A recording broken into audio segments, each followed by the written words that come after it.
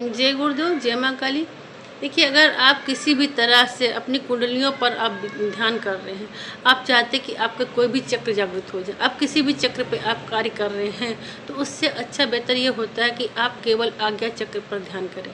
क्योंकि क्या होता है कि जब आप आज्ञा चक्र पर ध्यान करते हैं तो आपके जो नीचे के 5 चक्र हैं वो स्वतः ही जागृत हो जाते हैं। इतना टाइम वेस्ट फिर नहीं होता है। जो पहले के ऋषि मुनि थे तो वो केवल आज्ञा चक्र पर कार्य करते थे, क्योंकि आज्ञा चक्र पे हमारी 5 परतें होती हैं, 5 लेयर होती हैं, जिनका भेदन करते हुए हमारा आज्ञा चक्र खुलता है। और ये 5 कौन कौन सी होती हैं? भूमि है, जल है, अग्नि है, वायु है, आकाश है। और यही पांचों हमारे जो नीचे के चक्र हैं। जब ये नीचे के चक्र, जब आप आज्ञा चक्र पर आप ध्यान देते हैं तो जो भी हमारी ऊर्जा होती, आप जिस चक्र पे ध्यान देंगे तो वो सारी ऊर्जा उसी चक्र पे पहुंच जाती है।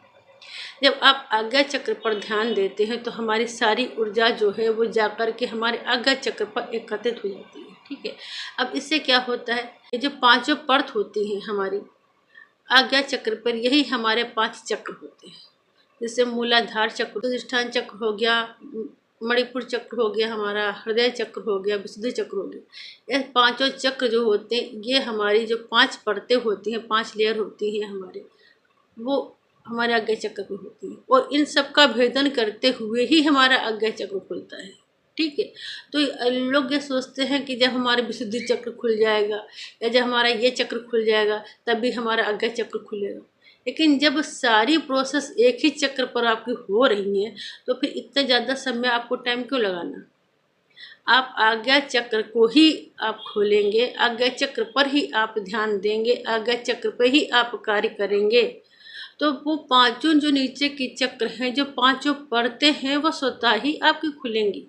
क्योंकि वो आपकी ऊर्जा उन सब का भेदन करते हुए ही ऊपर आएगी, तभी आपका चक्र जागृत होगा। जब आज्ञा चक्र के तीसरी या चौथी परत पर आपकी ऊर्जा पहुंच जाती है, उसका भेदन करती है, तो इसका मतलब कि आपके मणिपुर से हृदय चक्र तक आपका कुंडलियाँ जागृत हो गई हैं, तो आपको बहुत कुछ ज्ञात होने लगता है। ठीक है।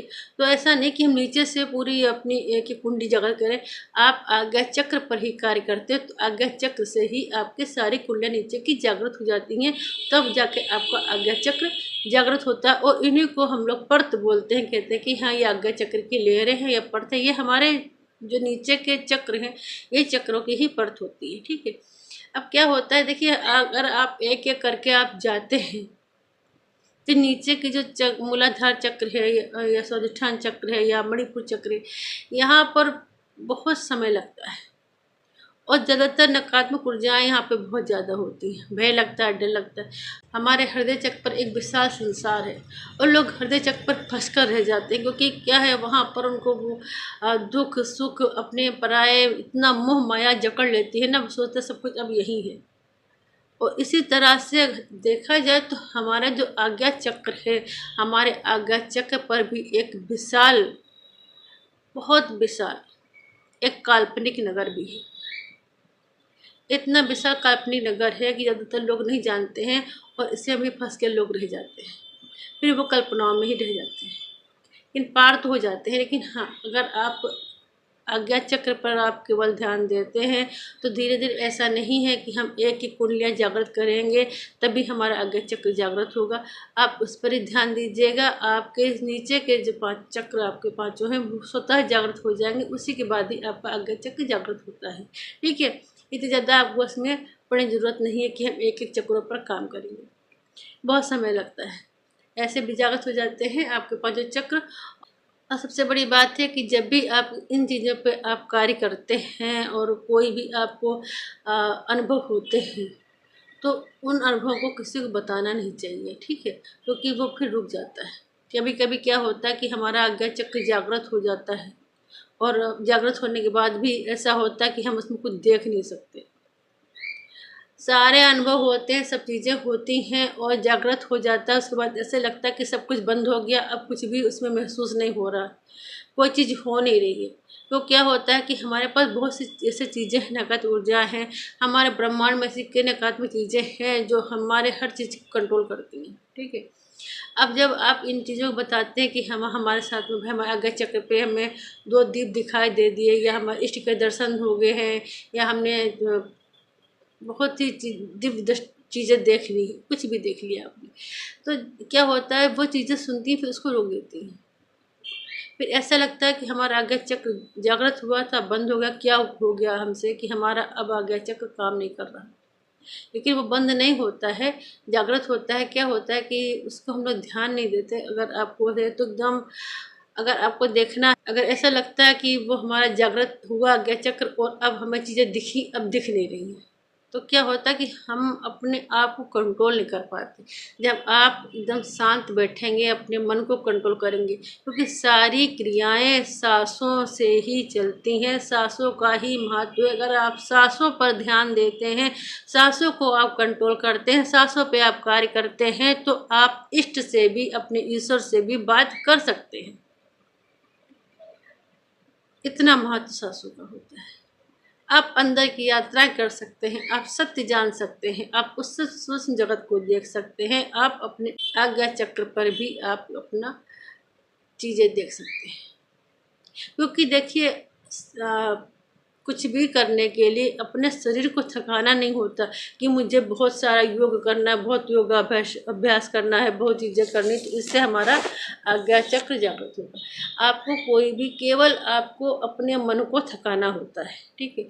मन को थकाने के लिए क्या करना है, अपने सांसों को ध्यान करना। सांसों पर ध्यान दीजिए, सांस ऊपर जा रही, नीचे आ रही, छोटी हो रही, बड़ी हो रही, सांसों पर ही आप अगर ध्यान देंगे तो आपका मन थक जाता है।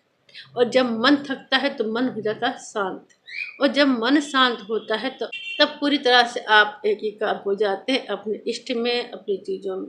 और उस वक्त आप जब ध्यान देते हैं तो आप कुछ भी देख सकते हैं, कर सकते हैं, अपने इष्ट तक बात कर सकते हैं, ठीक है। तो आज्ञा चक्र अगर आपको जागृत हुआ है तो बंद नहीं होता, बस ये होता है कि आप उसको सही तरह से देख नहीं पा रहे हैं। देखने के लिए अपने मन को शांत करना पड़ेगा, खुद को एकीकार करना पड़ेगा। पूरी तरह से आपको शांत होकर के अगर ध्यान देते हैं तो पूरी तरह से आपको दिखाई देता है। ज़रूरत नहीं है कि आपको एक एक चक्र खोलने की ज़रूरत पड़े या बहुत आपको टाइम लगे। अगर आप चाहते हैं कि हमें सिद्धि प्राप्त हो, हमारा जो पहला द्वार होता है जिससे हम अंदर की यात्रा कर सकते हो, प्रथम द्वार हमारा जो है वो आज्ञा चक्र ही है, ठीक है। और आज्ञा चक्र खुलने के बाद ही हम अंदर की यात्रा कर सकते हैं, सत्य को जान सकते हैं, खुद को जान सकते हैं, उस परमात्मा को जान सकते हैं। इसके लिए आज्ञा चक्र खुलना जरूरी होता है। लेकिन कभी भी आज्ञा चक्र के पीछे पड़ना नहीं चाहिए कि हमें आज्ञा चक्र खोलना, हमें आज्ञा चक्र खोलना है। क्योंकि जब जिस चीज़ के पीछे, क्योंकि आज्ञा चक्र इतना महत्वपूर्ण होता है कि अगर आप इसके पीछे पड़ते हैं या ज़्यादातर इस चीज़ के बारे में आप जानकारी लेते हैं तो क्या होता है कि जो भी नकारात्मक चीज़ें हैं, क्योंकि हमारी जो आज्ञा चक्र की जो बाहरी परत है सबसे ज़्यादा इस पर नकारात्मक ऊर्जा रहती है, ठीक है। और ये चीज़ें फिर बढ़ने नहीं देती। तो अगर आज्ञा चक्र खोलना है तो आप जब भी पूजा करने बैठे, जाप करते हैं, ध्यान करते हैं, तो उस पर ही आपको ध्यान देना है और किसी भी चक्र पर नहीं ध्यान देना। आपकी सारी ऊर्जा वहीं पर आएंगी, खुद धीरे धीरे आपके सारे चक्र जागृत हो जाएंगे और आपका आज्ञा चक्र जागृत हो जाएगा। क्योंकि ये स्वतः जागृत होता है, को ज़्यादा इसमें दिक्कत नहीं होती कि हमारा जागृत नहीं होगा, सबका जागृत हो जाता है, ठीक है। करके देखिएगा, सही तरीके से करिएगा और ज़्यादा परेशान मत होइएगा, खुल जाएगा आज्ञा चक्र आपका। अगर वीडियो आपको अच्छी लग रही हो तो इसको ज़्यादा शेयर कीजिएगा, सब्सक्राइब कीजिएगा, लाइक